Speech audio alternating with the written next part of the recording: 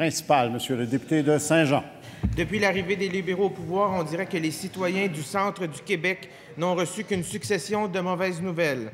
La dernière en date, c'est l'annonce de la fermeture définitive de l'usine Dorian Technologies à Bécancour, dont les activités étaient suspendues depuis 1 an.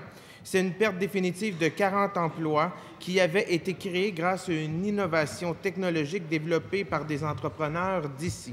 En recyclant des résidus de production d'aluminium, cette PME s'inscrivait dans la lignée des technologies vertes dont le Québec a besoin.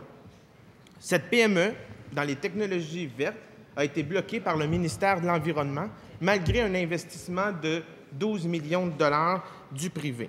Comment le ministre responsable de la région du centre du Québec peut s'expliquer cette perte de 40 emplois à Bécancour qui avait été soutenue par le Fonds de diversification économique? Monsieur le ministre de l'Environnement. Monsieur le Président, en effet, cette entreprise avait mis de l'avant une technologie pour traiter des matières dangereuses qui sont issues de la fabrication de l'aluminium.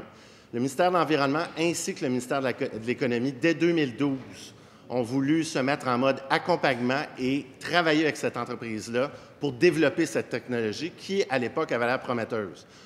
Du côté du ministère de l'Environnement, nous avons même utilisé une exemption pour éviter d'allonger les délais d'autorisation environnementale, une exemption prévue par la loi. Nous sommes allés de l'avant avec un permis conditionnel. Mais ce permis comportait plusieurs conditions, notamment une condition de prouver qu'il y avait des débouchés, qu'il y avait un marché pour ces résidus transformés, ce qui n'a pas été fait. Alors, le permis était limité dans le temps de 2 ans.